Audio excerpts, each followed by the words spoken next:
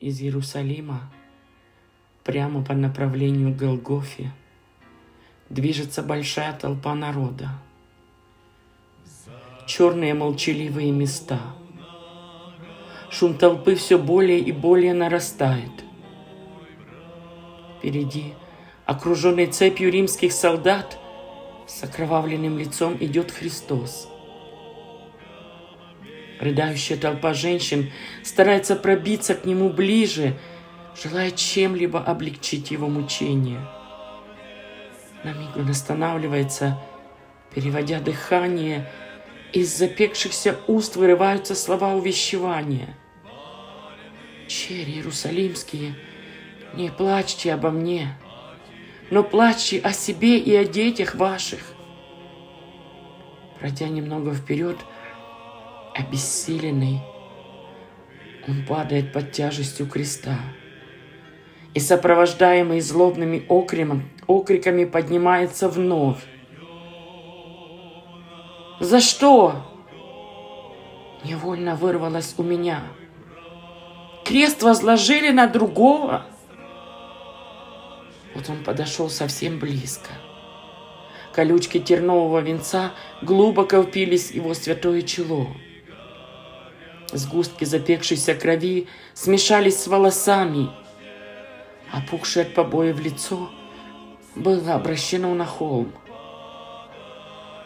Столько был обезображен, паче всякого человека лик Его, и вид Его паче всех сынов человеческих.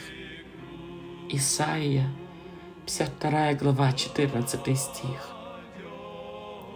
Вся эта окружающая толпа, провожающая Его, через некоторое время возвратится опять в свои дома. А Он идет, чтобы здесь умереть. Последнее усилие, и Он на вершине холма. Весь холм покрывается многолюдной толпой. По пересекающимся дорогам все больше и больше стекается народа. Христу было приказано лечь на крест. Десятки рук потянулись и сорвали с Него одежду.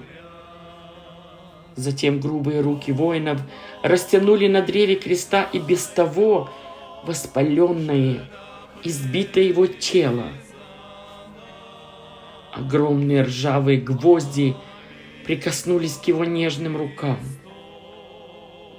Взор в невыразимой мольбе был обращен в синеву небес. Затем последовали вначале глухие, а потом громкие удары молотка. Кровь алой струей брызнула из ран. Душераздирающий крик мучительной боли вырвался у Вартимея, сына Тимеева. «За что?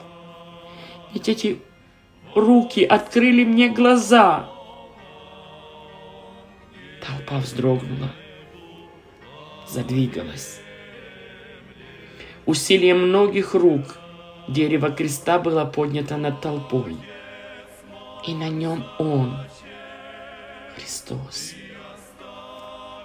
Из разливающихся ран ручьем лилась кровь.